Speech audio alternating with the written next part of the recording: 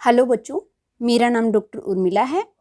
आज हम व्याकरण का जो टॉपिक पढ़ने वाले हैं उसका नाम है शब्द विचार। शब्द विचार से पहले मैं बताती हूँ कि शब्द क्या होता है।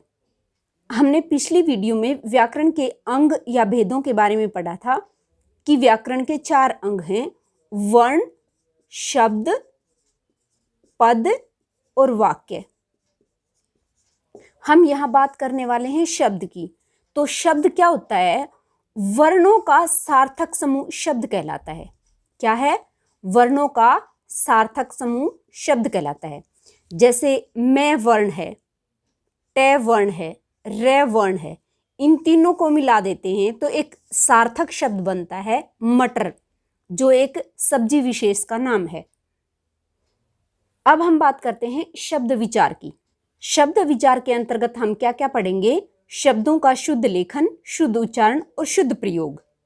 अगर मैं शब्द विचार की परिभाषा की बात करूं तो शब्दों का शुद्ध लेखन, शुद्ध उच्चारण और शुद्ध प्रयोग का ज्ञान प्राप्त करना शब्द विचार कहलाता है। अब हम बात करते हैं शब्दों के वर्गीकरण की। शब्दों का वर्गीकरण 4 आधार पर है।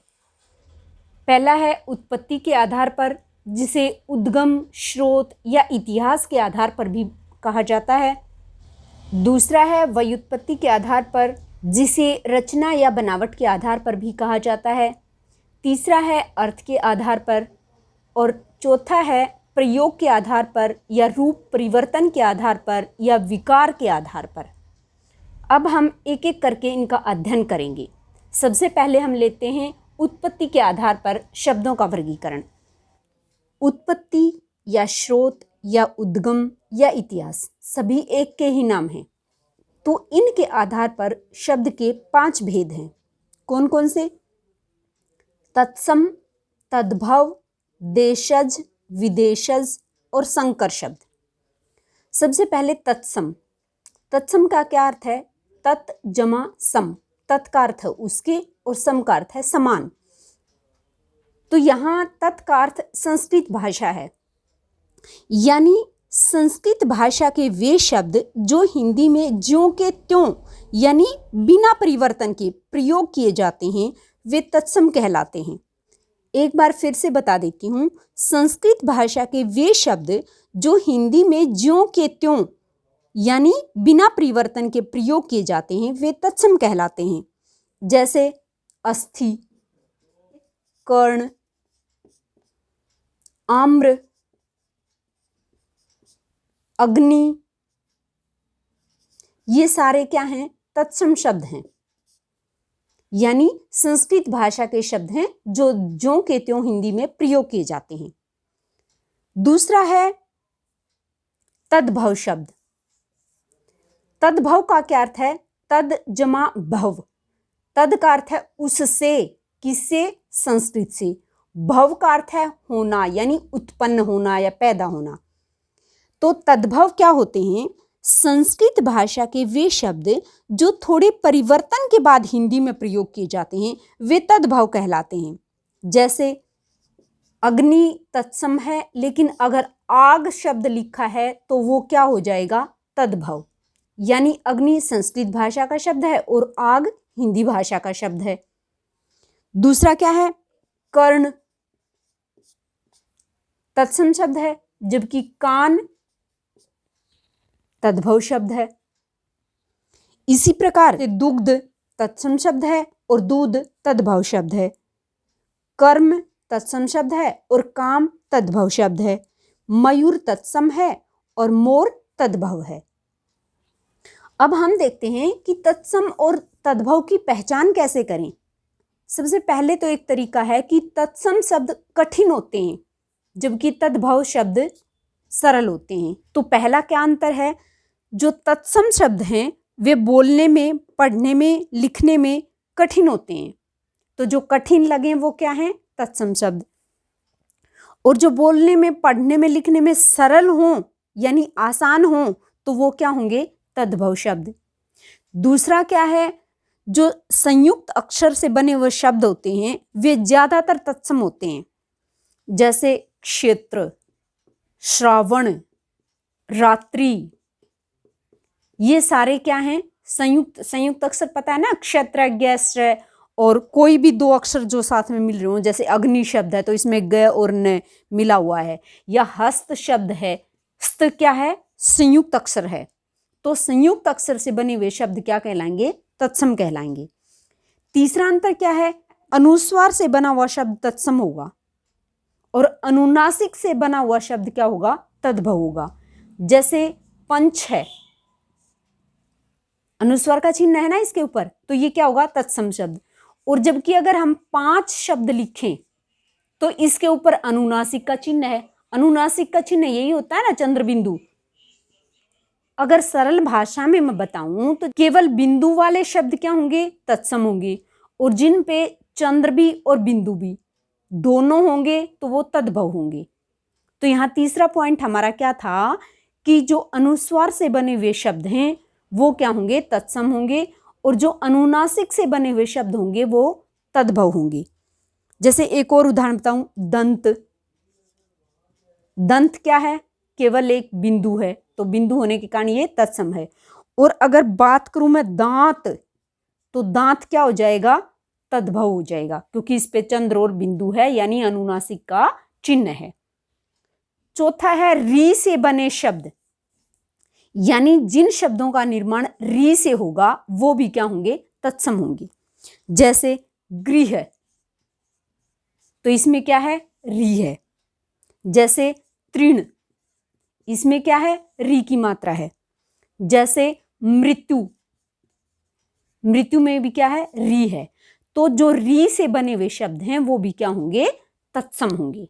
तो इस प्रकार हमने 4 बातें बताई जिससे हम तत्सम और तद्भव की पहचान कर लेते हैं। सबसे पहले क्या बताया कि तत्सम शब्द कठिन होते हैं और तद्भव शब्द सरल होते हैं। दूसरा बताया कि संयुक्त अक्षर से बने हुए शब्द तत्सम होते हैं। तीसरा क्या बताया कि अनुस्वार वाले शब्द, यानी जिनके ऊपर केवल बिंदु है, वो क्या होंगे? तत्सम होंगे, और जिन शब्दों के ऊपर चंद्र और बिंदु दोनों होंगे वो तद्भव होंगे। और लास्ट क्या बताया कि री से बने हुए शब्द भी क्या होंगे? तत्सम होंगे। इस प्रकार ये 4 अंतर बताए हैं जिनसे हम तत्सम और तद्भव शब्दों की पहचान कर सकते हैं। तीसरे नंबर पर है देशज या देशी। तो ये कैसे शब्द होते हैं? देश जमा जय।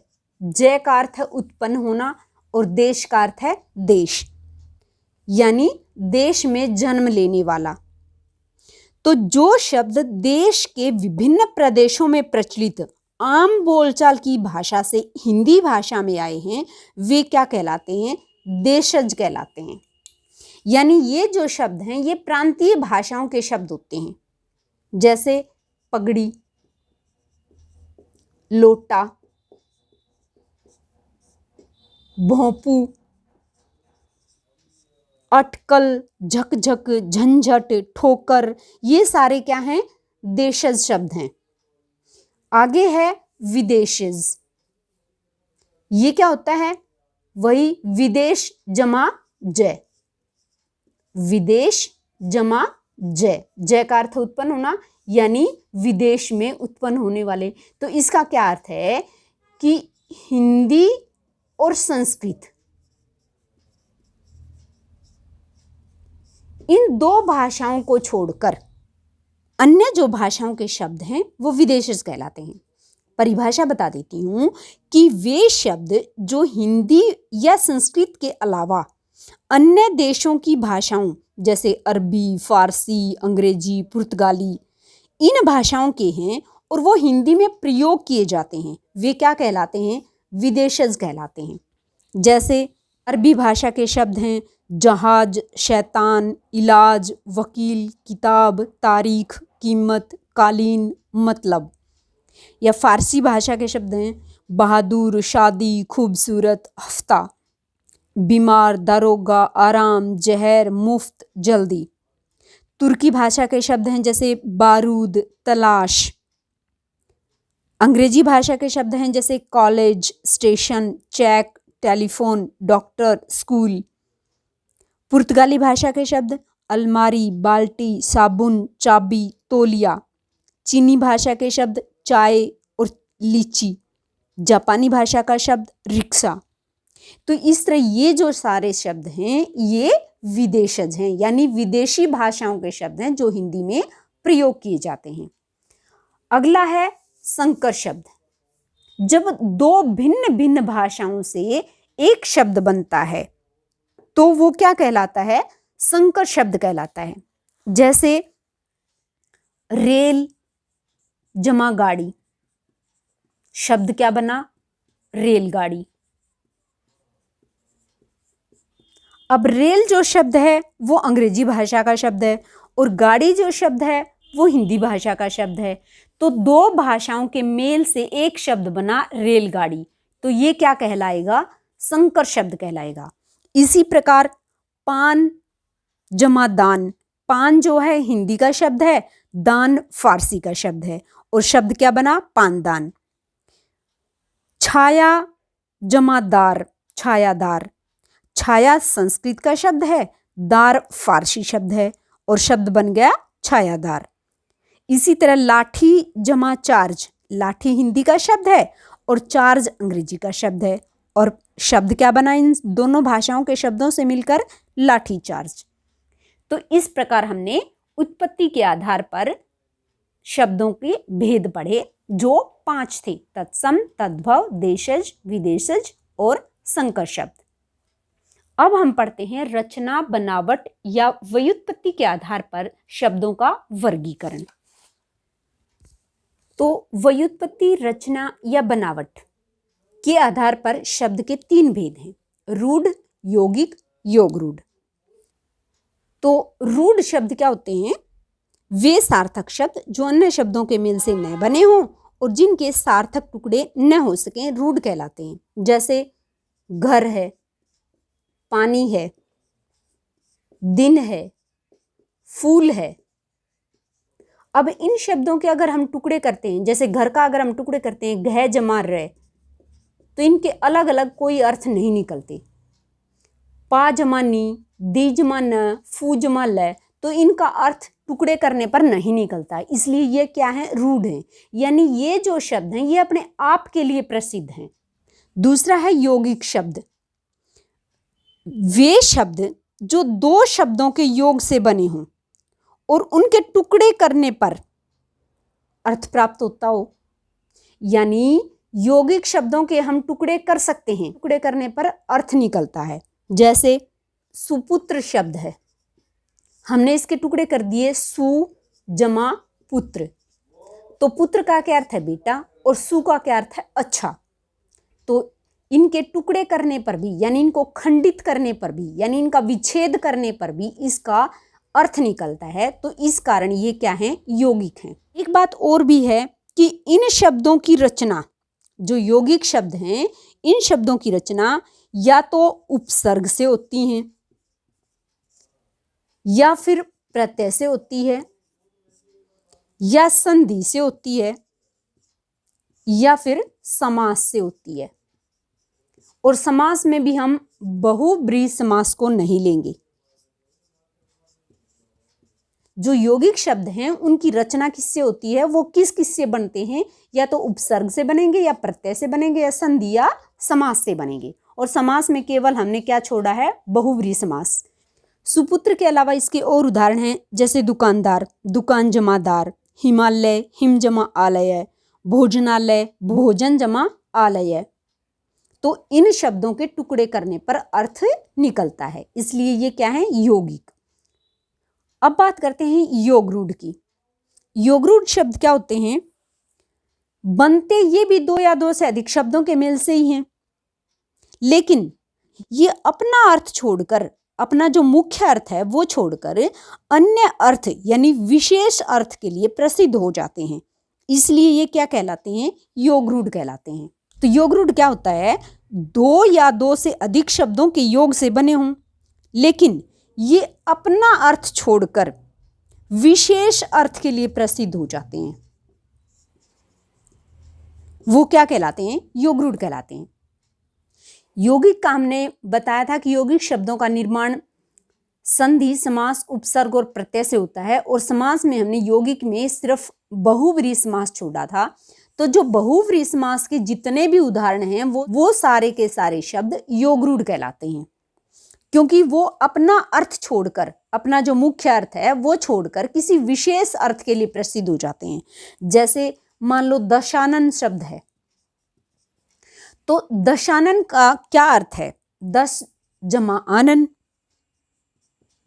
आनन का अर्थ है मुख, 10 जो है संख्या है, तो दशानन का सीधा सीधा अगर हम अर्थ लें तो क्या होगा? 10 मुखों वाला। लेकिन यहाँ दशानन जो है विशेष अर्थ देता है। किसका अर्थ देता है? दशानन का क्या अर्थ है? रावण। इसी प्रकार पंकज शब्द है, पंक जमा जय, पंक का अर्थ है कीचड़ और जय का अर्थ है उत्पन्न होना, यानी कीचड़ में उत्पन्न होने वाला। लेकिन पंकज शब्द जो है कमल के लिए प्रसिद्ध हो गया, यानी इसने अपना सीधा सीधा अर्थ छोड़कर एक विशेष अर्थ के लिए प्रसिद्ध हो गया, और वो किसके लिए हो गया? कमल के लिए, कमल के फूल के लिए। तो इस प्रकार हमने पढ़ा कि व्युत्पत्ति, रचना या बनावट के आधार पर 3 भेद हैं, रूढ़, यौगिक, योगरूढ़। रूढ़ जो शब्द हैं उनके टुकड़े करने पर कोई अर्थ नहीं निकलता और वो अपने आप के लिए प्रसिद्ध होते हैं। यौगिक शब्द 2 या 2 से अधिक शब्दों के योग से बने होते हैं और जिनके टुकड़े करने पर अर्थ निकलता है। और यौगिक जो शब्द हैं उनका निर्माण संधि, समास, उपसर्ग और प्रत्यय से होता है। योगरूढ़ शब्द भी 2 या 2 से अधिक शब्दों से मिलकर बने होते हैं, लेकिन ये अपना मुख्य अर्थ छोड़कर विशेष अर्थ देते हैं, इस कारण ये योगरूढ़ शब्द हैं। और इसमें एक विशेष बात यह है कि बहुव्रीहि समास के जितने भी उदाहरण हैं वो सारे योगरूढ़ शब्द हैं। अब हम पढ़ेंगे अर्थ के आधार पर शब्द के भेद। तो अर्थ के आधार पर शब्द के 2 भेद हैं, एक है सार्थक और एक है निरर्थक। सार्थक से जमा अर्थक, निरर्थक निर्जमा अर्थक। से का अर्थ है सहित, यानी जिन शब्दों का अर्थ निकलता हो वे सार्थक शब्द कहलाते हैं, और जिन शब्दों का कोई अर्थ नहीं निकलता हो वे निरर्थक शब्द कहलाते हैं।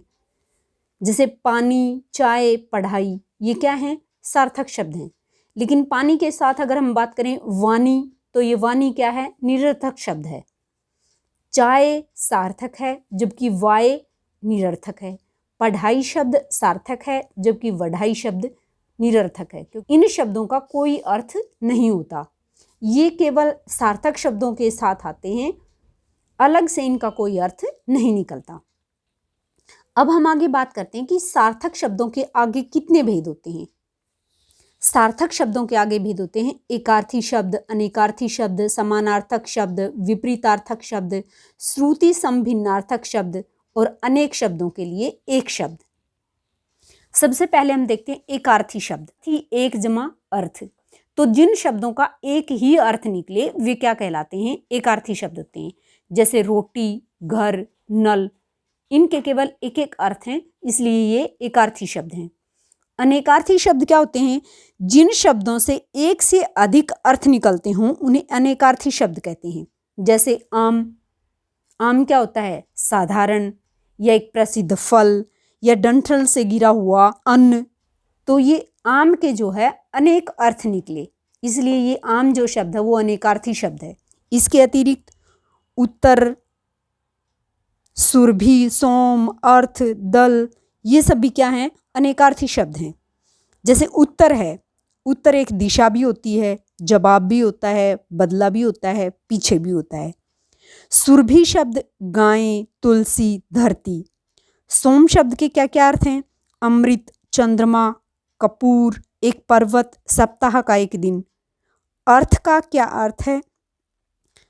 धन, मतलब, प्रयोजन, मामला। दल का क्या अर्थ है? पत्ता, समूह, सेना, भाग, मयान, गिरोह। इस प्रकार ये अनेकार्थी शब्द हैं। उसके बाद हम पढ़ते हैं समानार्थक या पर्यायवाची शब्द। ये क्या होते हैं?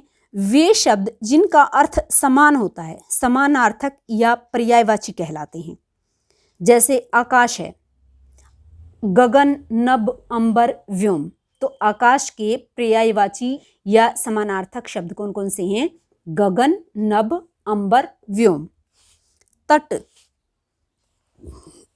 तट के समानार्थी शब्द क्या हैं? कूल, किनारा, तीर।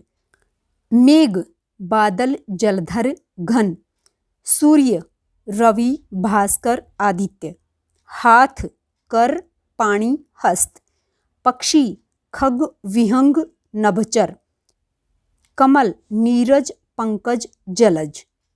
तो इस प्रकार ये समानार्थक शब्द थे। अब हम बात करते हैं विपरीतार्थक शब्दों की। वे शब्द जो एक दूसरे का उल्टा या विपरीत अर्थ देते हों वे विपरीतार्थक शब्द कहलाते हैं। जैसे सुपुत्र, कुपुत्र। सुपुत्र क्या होता है? अच्छा बेटा। कुपुत्र क्या होता है? बुरा बेटा। गुण, अवगुण, न्याय, अन्याय, दुर्गंध, सुगंध, सबल, निर्बल, भला, बुरा, उपयोगी, अनुपयोगी, आसान, कठिन। एक बात और बता देती हूं कि जो विपरीतार्थक शब्द होते हैं उनकी रचना विभिन्न उपसर्गों जैसे कु, सु, दु, नी, ए, अव इनके प्रयोग से होती है। अब हम बात करते हैं श्रुति सम भिन्नार्थक शब्दों की। इसका क्या अर्थ है? श्रुति यानी सुनना, सम समान, भिन्न अलग अर्थ यानी सुनने में समान लगे लेकिन उनका अर्थ भिन्न हो, वे क्या कहलाते हैं? श्रुति सम भिन्नार्थक शब्द। परिभाषा बता देती हूं कि ऐसे शब्द जो पढ़ने और सुनने में लगभग एक जैसे लगते हैं परंतु अर्थ की दृष्टि से भिन्न होते हैं श्रुति समभिन्नार्थक शब्द कहलाते हैं। जैसे अंबर, अंबार सुनने में एक जैसे लग रहे हैं लेकिन अंबर का क्या अर्थ है? आकाश, और अंबार का क्या अर्थ है? ढेर। इसी प्रकार दिन, दीन, दिन का क्या अर्थ है? दिवस, और दीन का क्या अर्थ है? गरीब। अवधि, अवधि, अवधि का क्या अर्थ है? समय, और अवधि का क्या अर्थ है? अवध की भाषा। इसी प्रकार पवन और पावन, पवन का अर्थ है वायु और पावन का अर्थ है पवित्र। अब हम बात करते हैं अनेक शब्दों के लिए एक शब्द। तो अनेक शब्दों के स्थान पर प्रयुक्त होने वाला एक शब्द अनेक शब्दों के लिए एक शब्द कहलाता है। जैसे ये अनेक शब्द हैं, नभ में घूमने वाला, इनके लिए एक शब्द क्या हो गया? नभचर।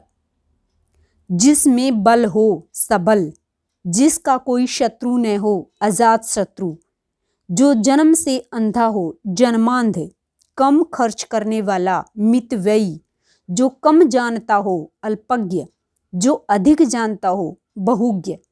तो इस प्रकार ये क्या थे? अनेक शब्दों के लिए एक शब्द।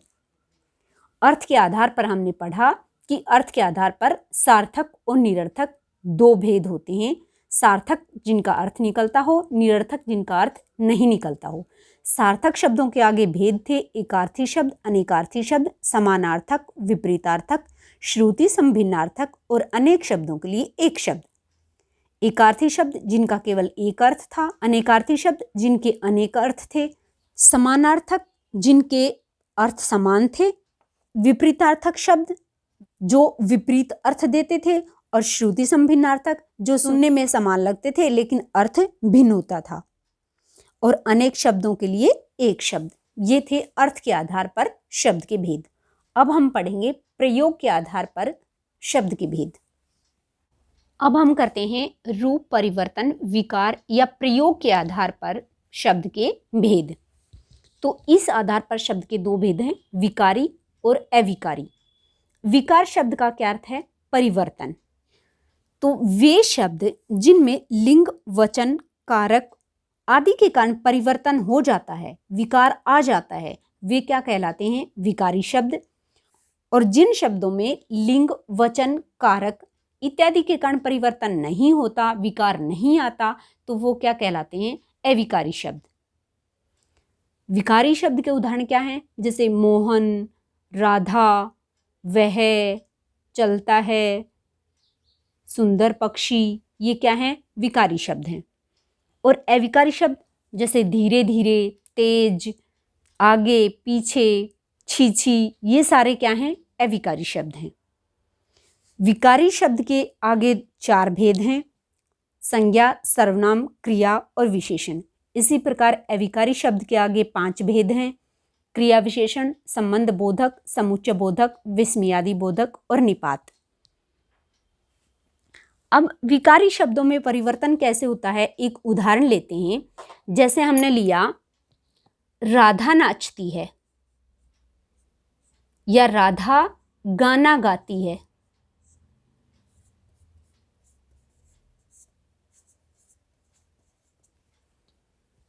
यहां राधा शब्द क्या है? संज्ञा शब्द है, यानी विकारी शब्द है। इसमें परिवर्तन कैसे होगा? अगर हम राधा की जगह मोहन लिख देते हैं तो मोहन लिखते ही परिवर्तन हो जाएगा। मोहन गाना गाती है नहीं आएगा, मोहन गाना गाता है आएगा। और अगर यहां हम बहुवचन लेते हैं, अगर हम राधा की जगह यहां लड़कियां लिख देते हैं, यानी वचन बदल दिया हमने लड़कियां, तो लड़कियां गाना गाती हैं आ जाएगा, परिवर्तन हो जाएगा। तो इस प्रकार हमने देखा कि विकारी शब्दों में लिंग, वचन और कारक आदि के कारण परिवर्तन हो जाता है। अब हम अविकारी शब्द का उदाहरण देखते हैं। जैसे हमने लिखा कि घोड़ा धीरे धीरे चलता है,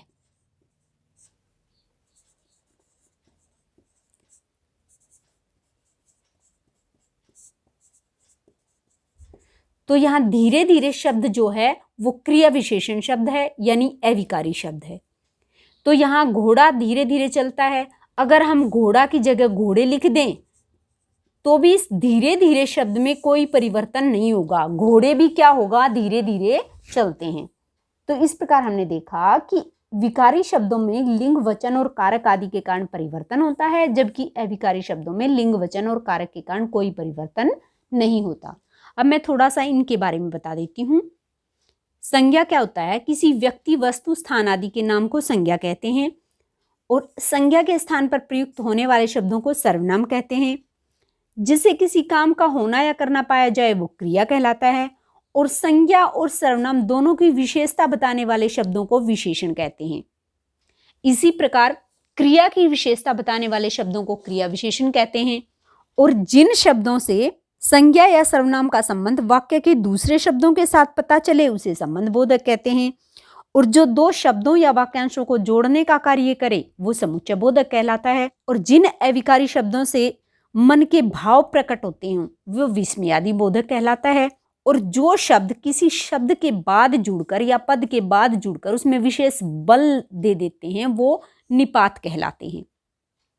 तो इस प्रकार हमने रूप परिवर्तन, विकार और प्रयोग के आधार पर शब्द के भेद पढ़े। हमने इन सब के बारे में थोड़ा थोड़ा पढ़ा है, इन्हें डिटेल में पढ़ाने के लिए मैं कोई और वीडियो बनाऊंगी। तो इस प्रकार शब्द विचार के अंतर्गत हमने शब्द क्या होता है वो पढ़ा, शब्दों का वर्गीकरण कितने आधार पर किया जाता है, उत्पत्ति, व्युत्पत्ति, अर्थ और प्रयोग के आधार पर। इसके बाद हमने इनका एक एक करके इनके भेदों के बारे में जाना। यहीं हमारी वीडियो समाप्त होती है। अगर वीडियो अच्छी लगी तो इसे लाइक और शेयर जरूर करना और मेरे चैनल को सब्सक्राइब करना। Thank you.